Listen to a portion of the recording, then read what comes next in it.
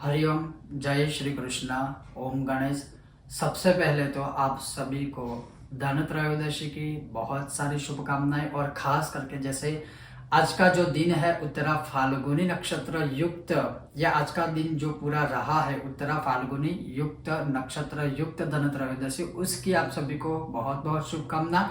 और खास करके आज जो मैं वीडियो बनाऊंगा और वैसे तो मैं आपको ये भी कहूंगा कि ये सिर्फ मैंने स्पेशल वीडियो नहीं बनाया हुआ है बल्कि जितने भी लोगों का हमने यज्ञ बुक किया था उसमें सबसे पहले प्रथम यज्ञ जहां से शुरुआत की थी एक छोटे से भगवती लक्ष्मी को यह यज्ञ समर्पित करके बस उसी का प्रैक्टिकली वीडियो यहाँ पर बना के मैं आपको दिखाने वाला हूँ ताकि जैसे हर शुक्रवार या प्रति पूर्णिमा में भी आप इसी प्रकार से यज्ञ कर सकते हो। लेकिन जितने भी लोगों का यज्ञ हमने बुक किया था उन सभी का यज्ञ बहुत सुंदर तरीके से बहुत अच्छी तरह से पूर्ण हुआ है, संपूर्ण हुआ है। इसकी भी अपडेट मैं आपको बहुत जल्द दूंगा। लेकिन आज मैं आपको बताऊं कि जब भी आपको उत्तरा फाल्गुनी नक्षत्र में यह यज्ञ करना है तो किस प्रकार से करना है, यज्ञ करने से पूर्व कौन सी तैयारियां पहले से आपको करके रखनी है। जैसे कोई भी पूजा पाठ करे, कोई भी यज्ञ करे तो आज जब भी आप यज्ञ करने बैठते हो, पूजा करने बैठते हो, ये लिया है वो भूल गए फिर खड़े हो गए, ये लिया है ये भूल गए फिर खड़े हो गए, ये सारी चीजें ना होनी चाहिए, नहीं ही होनी चाहिए ताकि पवित्रता कंटिन्यूस रह सके। और इसी प्रकार से हर बार हम भी यही कोशिश करते हैं कि जब भी यज्ञ पूजा पाठ आदि करें उसमें किसी भी प्रकार की कोई त्रुटि नहीं रहनी चाहिए। तो यह यज्ञ एक ऐसा है जिसे जैसे मैंने पहले ही बता दिया है कि उसमें कोई भी स्थापन आदि कुछ करने की वैसे आवश्यकता नहीं होती है, अपितु तो कोई भी दूसरे यज्ञ पूजा पाठ आदि करते हैं तो वो काफी एक डिफरेंट पद्धति से किया जाता है। इस यज्ञ में कौन कौन सी सामग्री की आवश्यकता है, किस प्रकार से यज्ञ किया जाता है और पूरे दिन हमने स्वयं हमारे साथ और विद्वान भूदेवों ने भी जो यज्ञ किए हैं सबके लिए वो आपको बहुत जल्द अपडेट मिल जाएगी। और जैसे मैंने सबसे पहले यज्ञ करके शुरुआत की थी और खास करके जो पहला यज्ञ मैंने किया था जिस प्रकार से उसी का यह वीडियो है, लेकिन देश काल अनुसार यह किया जाता है तो आप भी उसी प्रकार से फॉलो करने की कोशिश कीजिएगा। तो चलिए अब बिना समय गवाए हम शुरू करते हैं आज का यह उत्तम प्रैक्टिकली अति शीघ्र लक्ष्मी प्राप्ति धन प्राप्ति प्रयोग या फिर धन त्रयोदशी पर भगवती लक्ष्मी जी को कैसे हम प्रसन्न कर सकते हैं इस यज्ञ के माध्यम से। वह सबसे पहले आप देखिए कि इस पूजा में या इस यज्ञ में कौन कौन सी सामग्री की आवश्यकता है, तो वह आप देखिए। तो आप यहाँ पर देख सकते हो मैंने कौन कौन सी सामग्री यहाँ से पहले से ही प्रिपरेशन किया है, क्योंकि पूजा के बीच यज्ञ के बीच खड़ा होना पर्सनली निजी रूप से मुझे पसंद नहीं है और मैं कोशिश यही करता हूँ कि हर एक चीज परफेक्ट हो बिना किसी त्रुटि के। तो यहाँ से शुरुआत करूंगा। तो आप ये देख सकते हो हालांकि यह पूजा का अंग नहीं है क्योंकि धन त्रयोदशी है, लक्ष्मी जी के आगमन की है ये सारी तैयारी। तो ये ऐसे ही घर पे ही अन्न के द्वारा बनाया हुआ लक्ष्मी जी के आगमन के लिए एक उनके स्वागत के लिए बनाई हुई एक चीज है, आप इसे कार्ड कह सकते हो, या लक्ष्मी जी के आगमन के लिए या धनागमन के लिए या अन्न आगमन के लिए बनाई हुई चीज है। तो आप कोई भी अपने हिसाब से डेकोरेशन कर सकते हो। अब यहाँ से शुरुआत करते हैं। सबसे पहले मैंने एक कलश भर के पानी लिया है, हालांकि इसमें जल का प्रयोग नहीं होता है लेकिन किंतु क्यों मैंने लिया है वो आपको बताऊंगा बाद में। यहाँ पर मैंने पवित्र समिदाय ली है, पवित्र वृक्ष की, जैसे पीपल आदि होते हैं, पीपल है, वट वृक्ष है, औदुंबर है, आम है, तो आप इस प्रकार से ले सकते हो। यहाँ पर मैंने माचिस की एक पूरी पैकेट लिया है, मैच बॉक्स लिया है अग्नि को प्रज्वलित करने के लिए। ये नैपकिन है हाथ केवल पोंछने के लिए ताकि बीच यज्ञ में खड़ा होना ना पड़े।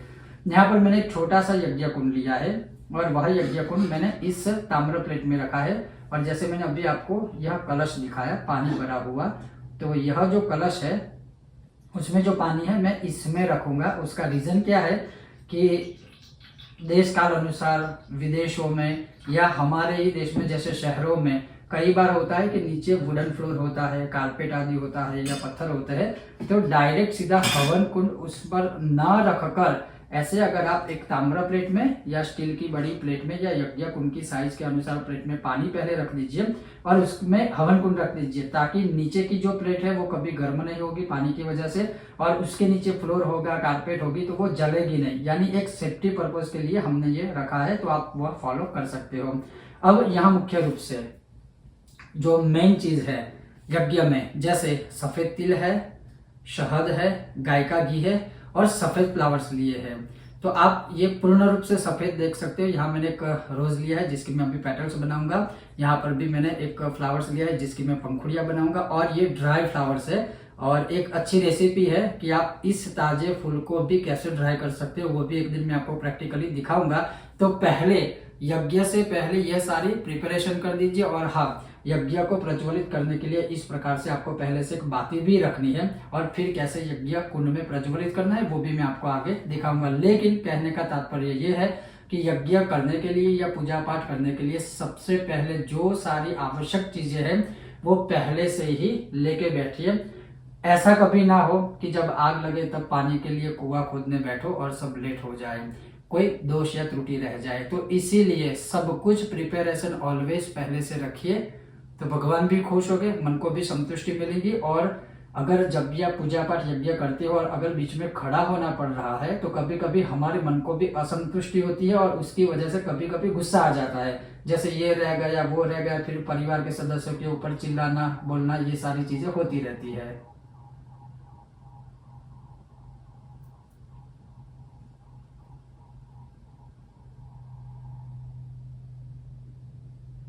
तो ऐसा ना हो, इसलिए पहले से ही इस प्रकार से प्रिपरेशन रखना है। तो जैसे आपने देखा कि पहले से यज्ञ से पूर्व कैसे प्रिपरेशन किया जाता है। अब सीधा यज्ञ शुरू करना है, फिर भी एक दो स्टेप आप उसे फॉलो कीजिए। जैसे सबसे पहले आचमन करना है। ओम ह्रीम केशवाय नमः, ओम ह्रीम नारायणाय नमः, ओम ह्रीम माधवाय नमः, ओम ह्रीम गोविंदाय नमः इति हस्तम प्रक्षाल्य। इस प्रकार से आप आचमन कर लीजिए सबसे पहले। और अगर आप शिखाधारी हो, आपने शिखा रखी है, तो शिखा को भी बंधन करना है। ओम मानस्तो केतन ये मान आयुखिमान गोकुमान अश्वे कुरीरिका मान वीरन ग्रबामिन वदीर विखमंदः सदमित्वा हवामहे। मान लीजिए आप यह वैदिक मंत्र नहीं बोल सकते हो, तो सिंपल सा ओम चिद्रूपिणी महामाये दिव्य तेज समन्वितः तिष्ठ देवी शिखा बंदे तेजो वृद्धिम कुरुष्व में, अर्थात मेरे तेज की वृद्धि कीजिएगा। शिखा खुली रखकर कभी यज्ञ पूजा पाठ आदि नहीं किया जाता है। अगर आपने शिखा नहीं रखी है तो कोई बात नहीं, कोशिश कीजिएगा रखने की। जैसे एक धर्म एक पंथ है, चाहे कोई भी हो, सब रखते हैं, आप समझ गए होंगे। शिखा आवश्यक है, तो शिखा अगर आपने रखी है तो शिखा बंधन कर लीजिए। अब हम शुरू करते हैं यज्ञ। तो जो मैंने आपको बताए थे पुष्प, तो पहले क्या करें, अगर रोज वाइट लिया है तो वाइट रोज, जैसे देखिए आप यहाँ पर मैं उसकी पंखुड़ियां कर रहा हूँ, क्योंकि बहुत सारे लोगों ने प्रश्न किया था कि 108 पुष्प लेने हैं। तो अगर बहुत बड़ा यज्ञ कुंड है मिट्टी का तो आप ले सकते हैं, कोई दिक्कत नहीं है। अन्यथा आप ऐसे देखिए, ये मैंने पुष्प की पंखुड़ियां कर ली। उसी प्रकार से ये दूसरा पुष्प है, उसकी भी मैंने यहाँ पर पंखुड़ियां कर ली है। और ये जो चीज है वो यज्ञ कुंड में नहीं डालनी है। वैसे ही ये जो पुष्प है उसकी भी पंखुड़ियां कर ली है। और एक अच्छी चीज कि ऐसे देखिए आप, बहुत छोटे छोटे फ्लावर्स प्राप्त हुए हैं। तो अगर ऐसे है तो 108 पुष्प भी आप इसकी आहुति दे सकते हैं। देखिए बहुत छोटे छोटे, बहुत सुंदर है, तो आप इसकी भी आहुति इस प्रकार से दे सकते हैं। अन्यथा इस प्रकार से पंखुड़ियां कर दीजिए। और ये ड्राई फ्लावर्स जो पेटल्स है वो किए थे, तो यहाँ पर ये सारी चीज मैंने मिक्स कर दी है, खास ध्यान से देखिएगा। अब क्या करना है, इसी पुष्प की पंखुड़ियों में ये जो सफेद तिल है वो भी आप मिश्र कर दीजिए। आप देख सकते हैं ये मिश्र कर दिया। उसी प्रकार से आप देख सकते हैं यहाँ पर मैंने शहद लिया है, हनी लिया है, मधु लिया है, तो वो भी आप इसमें मिक्स कर सकते हो। तो थोड़ा बहुत इसमें आप चाहिए तो मिक्स कर सकते हो। बड़ा यज्ञ कुंड है, हालांकि मैं ये भी कहूंगा कि कुछ चीज बच जाती है, चिंता मत कीजिए, या फिर आप उतना लीजिए जितना हवन कुंड में जरूरी होता है, या जितना आप पूरे का पूरा उसमें आहुति दे सकते हो। तो मैंने यहाँ पर थोड़ा सा ये लेकर मिश्रित कर दिया है मधु, और उसी प्रकार से आप देख सकते हो यहाँ पर मैंने गाय माता का घी लिया है, वो भी यहाँ पर मैं मिक्स कर रहा हूँ। तो आप देख सकते हो ये सारी चीजें मैंने मिश्र कर दी, और थोड़ा घी एक्स्ट्रा भी आपको साथ में रखना है, क्योंकि हो सकता है कि हवन के दौरान क्योंकि अगर फ्लावर्स गीले हैं, पानी वाले हैं, या उसमें थोड़ा सा कोई भी प्रकार का दिक्कत है, तो फ्लावर्स की वजह से हो सकता है यज्ञ बूझ सकता है। तो ऐसा कुछ ना हो, इसलिए थोड़ा सा घी आपको एक कटोरी में साथ में ही रखना है, ताकि आप उसमें आहुति दे पाओ। तो इस प्रकार से आप सब कुछ पहले से रेडी कर लीजिए। आप यहाँ पर देख सकते हो मैंने सभी सामग्री को मिक्स करके आहुति देने के लिए रेडी कर दी है। आप दूसरी तरह से भी यज्ञ कर सकते हो, जैसे आपके परिवार के सदस्य है, जैसे 4 सदस्य है तो एक घी ले ले, एक पुष्प की पंखुड़ियां ले ले, एक सदस्य तिल ले ले, एक थोड़ा सा शहद ले ले, और इस प्रकार से आप अष्टोत्तर शत अर्थात 108 बार आहुति सभी लोग दे सकते हैं। लेकिन मान लीजिए कोई एक बंदा ही, कोई एक व्यक्ति ही अगर आहुति दे रहा है, तो वो तो संभव नहीं है कि एक ही साथ आप 4 सामग्री अलग अलग आहुति दे सकेंगे। तो इसीलिए ऐसे आप उसको मिश्रित करके फिर आहुति दे सकते हैं। उसके बाद यहाँ पर आप जो समीध ली है, तो आप छोटे से हवन कुंड की साइज के अनुसार आप जो भी करें उस प्रकार से फॉलो कीजिए। मैंने यहाँ पर एक छोटी सी रख दी है समीध। उसके ऊपर अब मैं ये जो बात है वो घी वाली करके यहाँ पर रखूंगा। उसके ऊपर थोड़ा सा मैं घी मिश्रित करूंगा ताकि वो प्रज्वलित हो सके।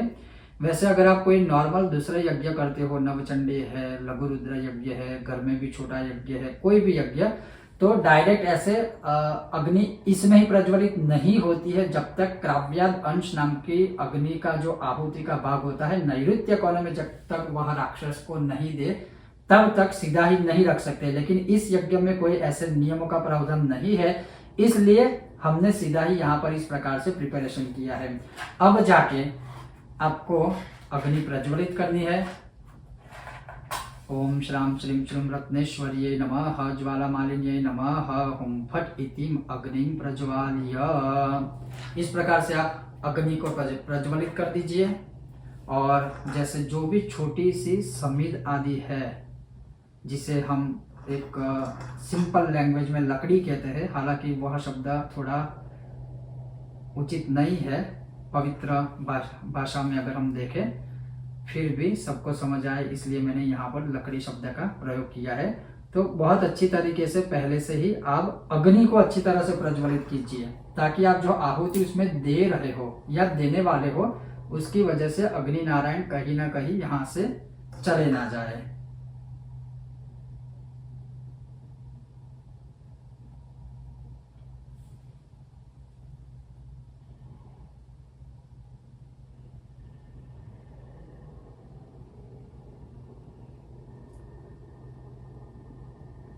आप अवश्य ध्यान रखिएगा कि अग्नि बहुत अच्छी तरीके से प्रज्वलित हो, क्योंकि जब तक अग्नि प्रज्वलित नहीं होती है तब तक आप आहुति नहीं दे सकते हो। क्योंकि जहां पर अग्नि की ज्योत होती है हवन कुंड में, यज्ञ कुंड में, वो अग्नि का मुख कहलाता है। और आहुति सदैव मुख में ही दी जाती है। जिस तरह से हम अन्न मुख में ग्रहण करते हैं और मुख के माध्यम से हमारे शरीर की पुष्टि होती है, उसी प्रकार से अग्नि नारायण में जो ज्योत है वह अग्नि का मुख है, और उस मुख में दी जाने वाली जो भी आहुति है उसी के माध्यम से हमारा कल्याण होता है और सभी देवी देवता वह आहुति ग्रहण करते हैं। और कभी कभार ये भी होता है कि मान लीजिए कि शायद संभव ना हो या किसी कारणवश या आहुति में या अग्नि प्रज्वलन में तकलीफ हो रही है, तो आप कर्पूर का भी प्रयोग कर सकते हो। आप कर्पूर भी यहाँ पर डाल सकते हो, ताकि कर्पूर की वजह से क्या होगा कि जो अग्नि प्रज्वलन है वो जल्दी से शीघ्र ही हो जाएगी और बुझने की भी कोई संदेह नहीं रहेगा, और ना ही मन में किसी भी प्रकार का डाउट या शंका रहेगी। और जब ये प्रज्वलित हो जाता है अग्नि नारायण, उसके बाद आप सीधे ही आहुति दे सकते हैं। लेकिन फिर से यही कहूंगा कि जितने अग्नि नारायण अच्छे तरीके से प्रज्वलित होंगे उतनी आहुति आप अच्छी तरह से दे पाएंगे।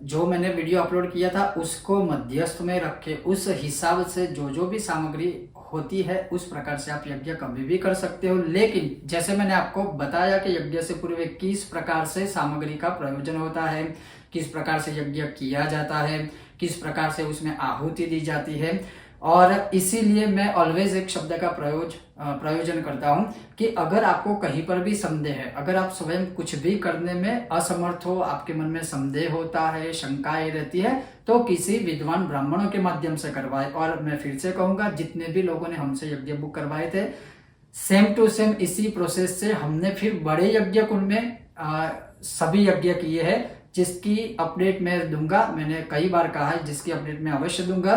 तो इसी प्रकार से आप यज्ञ स्वयं भी घर में कर सकते हो, अपने लिए विद्वान ब्राह्मणों से भी करवा सकते हो। और ऐसा नहीं है कि आज उत्तरा फाल्गुनी नक्षत्र चला गया है तो आप यह यज्ञ फिर नहीं कर पाओगे। हर 27 दिन में एक बार उत्तरा फाल्गुनी नक्षत्र आता है, हर महीने में पूर्णिमा भी आती है, हर हफ्ते शुक्रवार भी आता है। तो शुक्रवार, पूर्णिमा और उत्तरा फाल्गुनी नक्षत्र कभी भी आप इस संयोग में यज्ञ करवा सकते हैं। तो ये था आज का एक विषय।